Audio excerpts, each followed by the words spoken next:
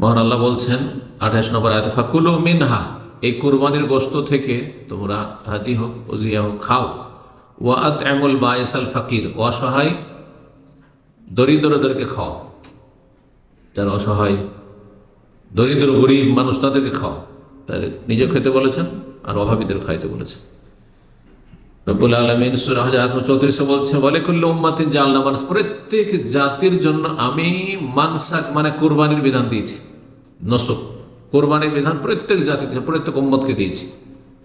যেমন সিয়াম আগের উম্মতের উপর ফরজ ছিল, ওই রকম কুরবানির বিধান আগের উম্মতের উপর ছিল। লিয়াযকুরু ইসমাল্লাহ, যাতে করে আল্লাহর নাম তারা স্মরণ করতে পারে, আল্লাহর জিকির করতে পারে। আল্লাহর নাম জিকির আল্লাহর ইবাদত, বিসমিল্লাহ বলে জবাই করা। আলা মা রাযাকাহুম, যা তাদেরকে আমি দান করেছি, মিন বাহিমাতিল আনাম, গবাদি পশু থেকে। এই জন্য কোরবানি একটি মাসলা হচ্ছে, কোরবানি হবে গবাদি পশু থেকে, গৃহপালিত পশু। আর সেগুলি হচ্ছে শুধুমাত্র কি, শুধুমাত্র উট আর গরু আর তারপরে হচ্ছে গানাম। ওর মধ্যে যতগুলি ক্যাটাগরি আছে, গরু যত রকমের হোক না কেন। আর গরুর একটা ধরন মহিষ, সুতরাং মহিষের কোরবানি যায়, যদিও মাসলাতে কেউ ইখতিলাফ করেছে, কেউ না মহিষ চলবে না, কিন্তু মহিষও এক ধরনের গরু। বিশেষ করে যেসব দেশে গরু নিষিদ্ধ, যেমন ভারতে অনেক স্টেটে, শুধু ইউপি না, অনেকগুলি স্টেটে প্রদেশে ভারতে নিষেধ আছে। 28টা স্টেটের মধ্যে অধিকাংশগুলিতে নিষিদ্ধ আছে। তো পশ্চিমবঙ্গে আলহামদুলিল্লাহ এখনো বৈধতা আছে। কলকাতা গেলে আপনি মুসলিম হোটেলগুলিতে গরুর গোশত দিয়ে ভাত খেতে পাবেন, কিন্তু এটা আপনার অবগতি যেন অনেকে জান, যেহেতু কলকাতা, তাই না, অনেকে জানা নেই। ভারতের অন্য কোনো শহরে আপনি হোটেলে গরুর গোশত পাবেন না, কোনো শহরে পাবেন না। আমরা জানা মতো দক্ষিণ ভারতে এক একটা শহর থাকতে পারে শুনেছি, কিন্তু কলকাতায় আছে। কলকাতা ছাড়া পশ্চিমবঙ্গের কোনো শহরে পাবেন না, কোনো জায়গায় পাবেন না গরুর গোশত দিয়ে। সে কেউ গোপনে খাচ্ছে, সেটা তো ওরা তো আর বৈধতা নেই, কিন্তু এটা ইংরেজ আমল থেকে আইন করা আছে যে মুসলিম হোটেলে তারা গরু রাখতে পারবে। এই জন্য যেসব মুসলিম হোটেলগুলি কলকাতাতে আছে আর গরুর গোশত পাবেন না, ওতে লেখা আছে, স্টিকার লাগানো আছে, নো বিফ। একসময় আমরা গেছি যৌবনকালে কলকাতা, তো নো বিফ, গরুর গোশত খেতে যাবো তো দেখছি নো বিফ লেখা আছে, গরুর গোশত নেই, চলো অন্য হোটেল নেই। তো যাই হোক, প্রত্যেক উম্মতকে আল্লাহ কি দিয়েছেন, কোরবানি বিধান দিয়েছেন। আর এই কোরবানি হবে গবাদি পশু থেকে, বাহিমাতুল আনাম, উট, যে কোনো রকমের উট হোক না কেন, উট করি হল, নর মাদি যাই হোক, গরু যে কোনো গরু, পশ্চিমা গরু, পূর্বের গরু, অস্ট্রেলিয়ান গরু, যে কোনো গরু হোক না কেন। গানামের মধ্যে সামিল হচ্ছে দম্বা দম্বি, ভেড়া ভেড়ি, মেষ যেগুলো, আর বকরা বকরি, সব সামিল। জি, সবচাইতে উত্তম কোরবানি উট। এই জন্য আল্লাহ বিশেষ করে উটের কথা বলবো না, যে আল্লাহ মিন শাআইরিল্লাহ, আল্লাহ নিদর্শন বলে আল্লাহ রাব্বুল আলামিন বর্ণনা করেছেন। জি, এই আয়াতের শেষে বলছেন, আয়াত নম্বর 36 সূরা হজের, ফাকুলু মিনহা, তোমরা নিজেরাও খাও। তার উত্তম হচ্ছে কোরবানি করে নিজে কিছুটা খাওয়া। ওয়া আত'আমুল কানি ওয়াল মুতার, আর যারা নিজেই পরিতুষ্ট, মানে যা আছে তাতেই চলো, কারো কাছে চাইবে না, চক্ষুর লজ্জায় আনে।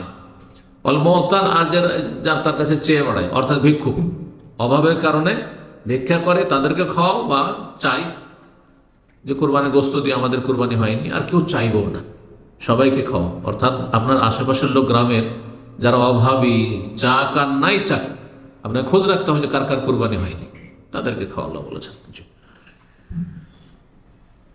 এখান থেকে নেওয়া যেতে পারে যারা সচ্ছল মানুষ, কিন্তু আত্মীয় স্বজন, গ্রামবাসী, তাদেরকে খাওয়াইতে পারেন। অনেকেই প্রশ্ন করেন যে যাদের কোরবানি হয়েছে তাদেরকে কোরবানি গোশত দিতে পারবো কিনা, দিতে পারেন, সমস্যা নেই। এটা হাদিয়া হিসাবে, উপঢৌকন। তাহাদাও তাহাব্বু, নবী সাল্লাল্লাহু আলাইহি ওয়াসাল্লাম বলেছেন যে তোমরা একে অপরকে গিফট দাও, উপহার দাও, উপঢৌকন দাও, এতে কি হবে, পরস্পর ভালোবাসা বৃদ্ধি পাবে। জি, ভালোবাসা বৃদ্ধি পাবে। তারপরে অনেক সময় আপনার গরু হয়েছে, আরেকজনের খাসি হয়েছে, যার খাসি তাকে গরু দিলেন, আর যার গরু হয়েছে সে খাসিওয়ালা খাসি গরু দিলেন, ইত্যাদি ভাবে। কোরবানিতে ইখলাস আবশ্যক, আল্লাহ সন্তুষ্টির জন্য হইতে হবে। অধিকাংশ লোক গোশত খাওয়ার জন্য গোটা বছর, ছেলেমেয়েরা ভালো গোশত খেতে পায়নি, একটু কোরবানির সময় একটু গরু না করলে হয়, বা এখান থেকে গোশত না হইলে হয়, বাড়িতে খাসি না হইলে হয়, যারা খাসি পছন্দ করে খাসি, আর যারা গরু পছন্দ করে গরু গোটা বছর তো খেতে পেলোই না বাচ্চারা, গরিব গরিব মহলে এরকম একটা ধারণা আছে। তো আসলে মূল উদ্দেশ্য হচ্ছে গোস্ত খাওয়া। এই জন্য আমি মাঝে মাঝে বলি যে আল্লাহ আমাদের উপরে এই শেষ সম্মতের বড়ই রহম করেছে, বড়ই রহম করেছে। যদি বিগত উম্মতে কোরবানি খেতে পাবে না, গনিমতের ধন সম্পদ খেতে পাবে না, পাহাড়ে রেখে দিয়ে চলে আসতে হবে, যদি চলে গেল তাহলে কোরবানি কবুল। বোঝা গেছে না? যদি এমনটা হয়তো যে কোরবানি গোস্ত খেতে পাবে না, কোরবানি জবাই করো আর পরে খাবে, নিজে খেতে হবে না, নিজের বাড়ির লোক খেতে হবে না, তাহলে আজকাল অধিকাংশ লোকই কোরবানি করতো না। অধিকাংশ লোক কোরবানি করতো না, অল্প কিছু লোক হয়তো কোরবানি করতো। কোরবানি আল্লাহর জন্য হইতে হবে। লা ইয়ানালু আল্লাহ লুহুমুহা ওয়ালা দিমাউহা, আল্লাহর কাছে কোরবানির গোস্ত পৌঁছে না, রক্ত পৌঁছে না। ওয়ালাকিন ইয়ানালুহু তাকওয়া মিনকুম, তোমাদের আল্লাহ ভীরুতা, কতটা আল্লাহর ভয় আছে। আল্লাহর কাছে কিছু পাওয়ার জন্য করছি, আল্লাহ সন্তুষ্টি হাসিলের জন্য, জান্নাত পাওয়ার জন্য করছি জবাই। যদিও আপনার অভাব থেকে প্রয়োজন থাকে খান, কিন্তু খাওয়াটা যেন লক্ষ্য উদ্দেশ্য না হয় বা দেখানোর উদ্দেশ্য না হয়। আজকাল যাদের পয়সা আছে তারা প্রতিযোগিতা করে কে কত দামি কোরবানি কিনতে পারে। ও যদি 1 লক্ষ কিন্তু আমি 1.5 লক্ষের, বরং কোটি টাকা পৌঁছে দিচ্ছে।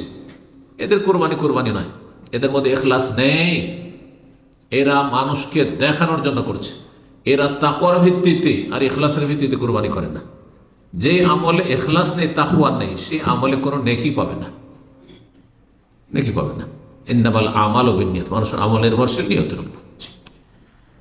লোক দেখানো কাজ, খ্যাতি সোশ্যাল মিডিয়াতে অথবা এলাকায় দাপট যে আমি এত টাকা কোরবানি করতে পেরেছি। এই প্রতিযোগিতা ব্যাপক আকার, মারাত্মক আকার ধারণ করেছে, বিশেষ করে বাংলাদেশে মারাত্মক আকার ধারণ করেছে। আল্লাহ হেফাজত করুক, আখিরাত মুখী করুক এইসব লোকদেরকে, আমাদের সকলকে। কোরবানি শরীয়তের একটি স্বীকৃত সুসাব্যস্ত বিধান, এতে কোনো সন্দেহ নেই। হুকুম যাই হোক না কেন, ফরজ হোক আর সুন্নাত হোক, কিন্তু এটি সুসাব্যস্ত। কোরবানি অস্বীকার করার কোনো সুযোগ নেই। কোরআন কারীম দ্বারা প্রমাণিত, রাসূলুল্লাহ সাল্লাল্লাহু আলাইহি ওয়াসাল্লামের হাদিস দ্বারা প্রমাণিত, কথার দ্বারা, আমল দ্বারা। সূরা কাউসারের আয়াত নম্বর 2 আল্লাহ বলছেন ফাসাল্লি লিরাব্বিকা ওয়ানহার, তোমার রবের জন্য সালাত আদায় করো এবং জবাই করো। এই জবাই করো মানে কোরবানি জবাই করো, এমনি জবাই নয়। ওয়ানহার মানে নাহার করো, নাহার বলা হয় ওট জবাই করা, দাঁড় করে জবাই করাকে, আর নাহার জবাইকেও কখনো কখনো বলা হয়। জি, ইবনে আব্বাস রাদিয়াল্লাহু তাআলা আনহু তাফসীর করেছেন যে নাহার হচ্ছে আন-নুসুক ওয়া যাবহু ইয়াউমুল আযহা, ঈদুল আজহার দিনে জবাই করাকে এখানে কোরআনের ভাষায় নাহার বলা হয়েছে। রবের জন্য সালাত পড়ো, দুটি তাফসীর, একটি হচ্ছে ঈদুল আজহার সালাত পড়ো, নামাজ পড়ে এসো, আর ওয়ানহার আর ঈদুল আজহার দিনে কোরবানি করো। তাহলে এই আয়াত ঈদুল আজহা সম্পর্কে নাযিল হয়েছে। আরেক দল বলছেন যে এটি শুধু ঈদের সালাতকে শামিল না, বরং ফরজ সুন্নত সালাতকে শামিল। ফাসাল্লি লিরাব্বিকা, তাওহীদ এবং ইখলাসের আল্লাহ শিক্ষা দিয়েছেন, তাগিদ করেছেন। তোমার সালাত নামাজ হবে কার জন্য? আল্লাহর জন্য, কারো ভয়ে নয়, কাউকে দেখানোর জন্য।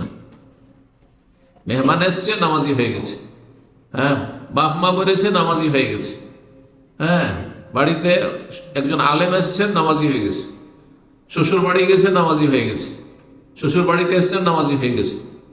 নাই, অসৎ লোক সব। আল্লাহ হিদায়াত দান করুন।